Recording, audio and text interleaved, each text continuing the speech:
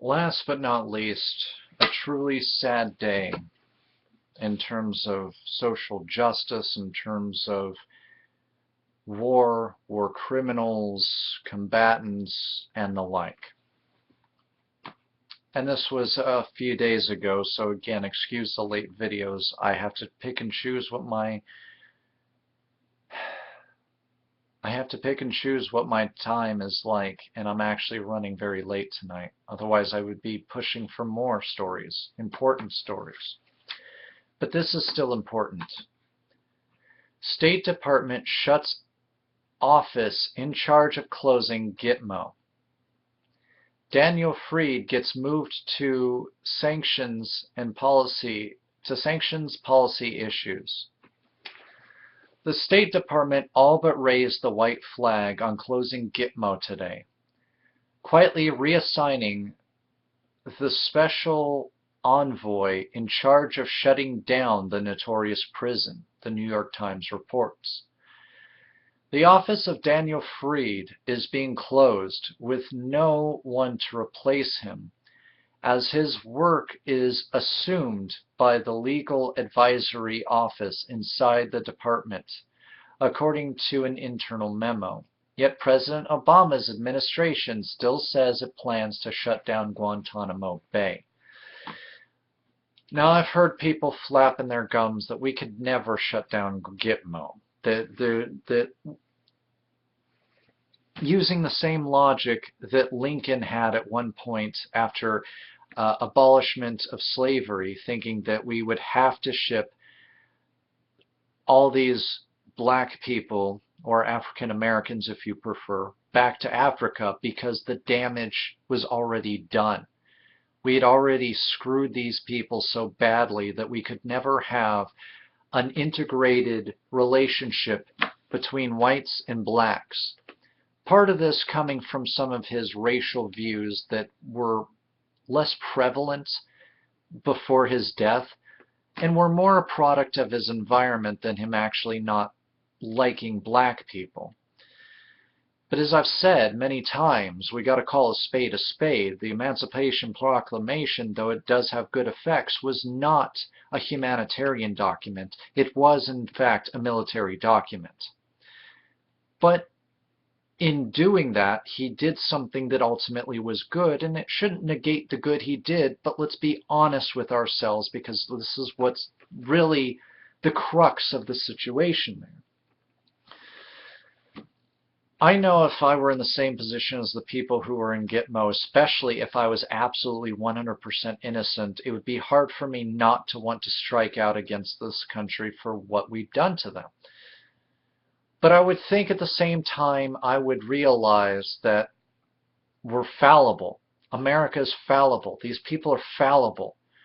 And even though my freedom had been taken, I had been humiliated, tortured, subjugated to things for crimes I hadn't committed, I'd have to ask myself, was my vengeance more worth just getting on with my life? It's not to excuse this country for what we've done in the name of stupidity, for what we've done in the name of security, for what we've done in the name of patriotism. But I would have to then ask if I'm willing to strike out at them, to hurt them, especially to hurt people who had no way of doing anything about Guantanamo Bay and my imprisonment, or even knew that I was there.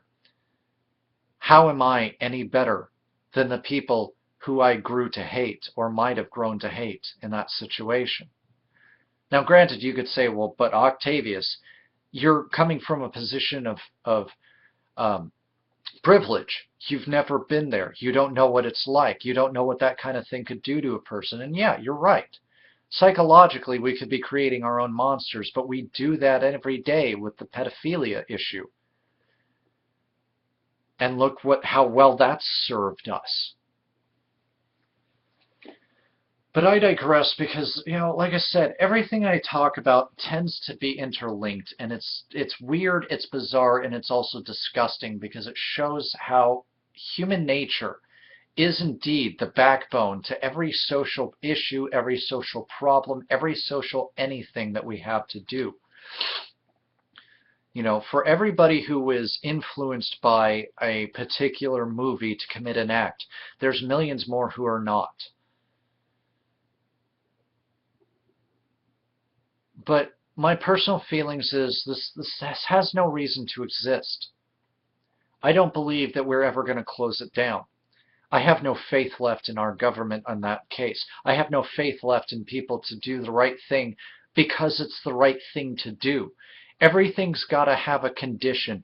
Everything's got to come with prefaces. Everything's got to have some sort of box it can fit into. And if it can't fit into that box, well, damn it, we're not going to do it. Pardon my language.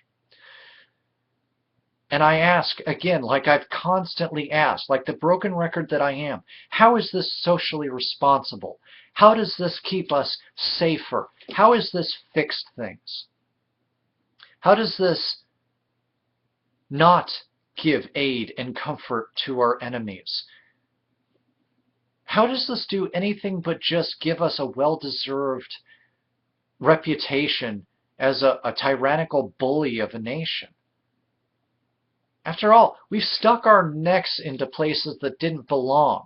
Like in the whole conflict between Afghanistan and Russia, we trained Osama bin Laden, who wouldn't have known an RPG from a hole in the wall prior to us getting involved.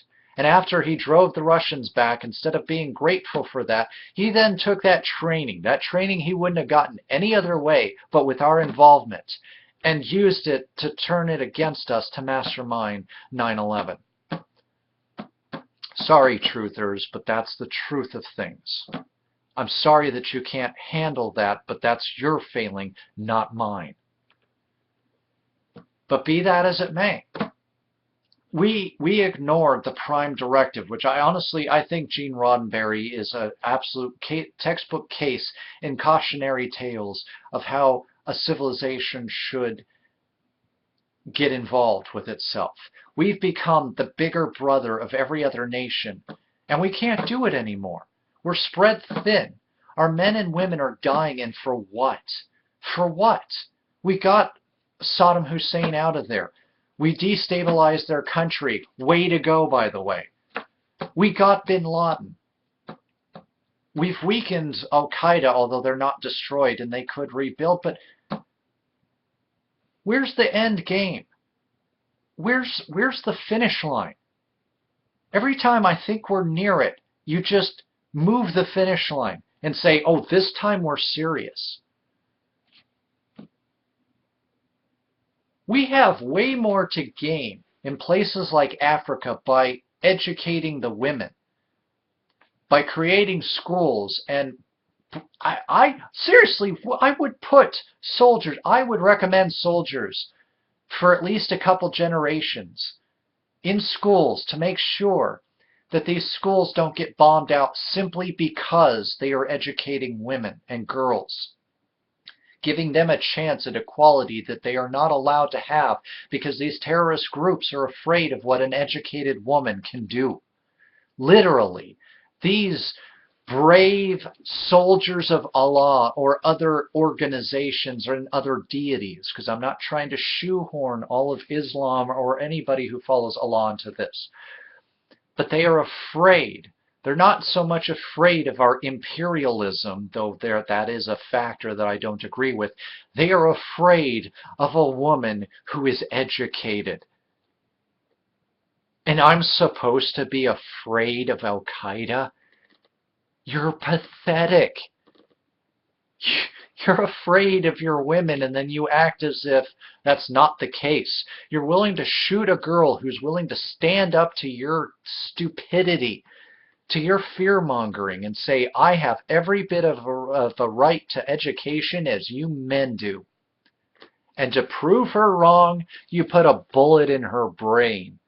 Oh, argument finished. Look out, we've got us a badass here, right?